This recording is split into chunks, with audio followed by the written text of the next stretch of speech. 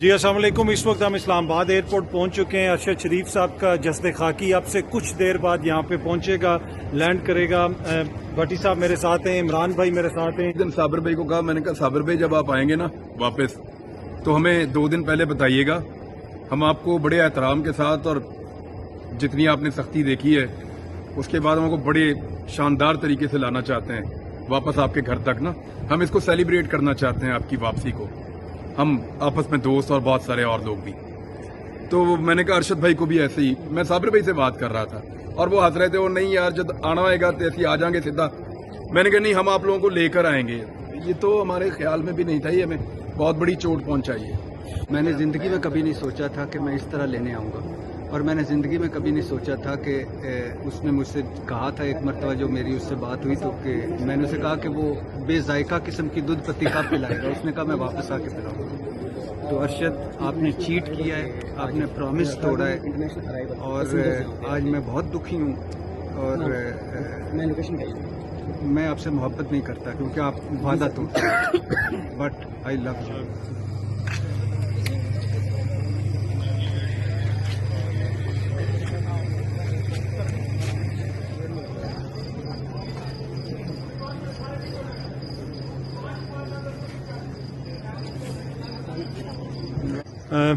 سوا ایک ہو گیا ہے ابھی. جو مجھے اب تک اطلاعات آئی ہیں کہ فلائٹ لینڈ کر چکی ہے. تھوڑی دیر کے بعد ارشد بھائی کا جسد خاکی باہر آئے گا. پیچھے آپ دیکھ سکتے ہیں ایمبولینس وغیرہ ہے, فیملی ابھی ان کے اندر گئی ہے.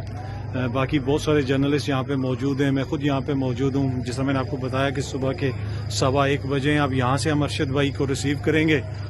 جی اس وقت ارشد شریف صاحب کی جو جسد خاکی ہے ان کا, وہ اب ہاسپٹل میں آ چکا ہے. اب یہیں پہ اس کو رکھا جائے گا اور اس کے بعد پھر جنازہ ہوگا جمعرات والے دن فیصل مسجد میں.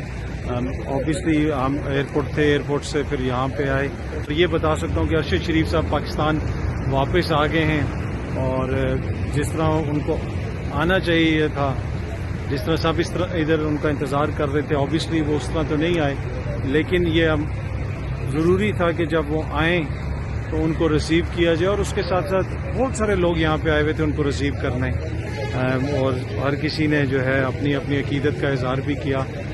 پر اینی وے اب اس حوالے سے آپ کو پتہ ہے کمیشن وغیرہ بھی بن گیا ہے, کچھ چیزیں آپ کے سامنے آئی ہوں گی.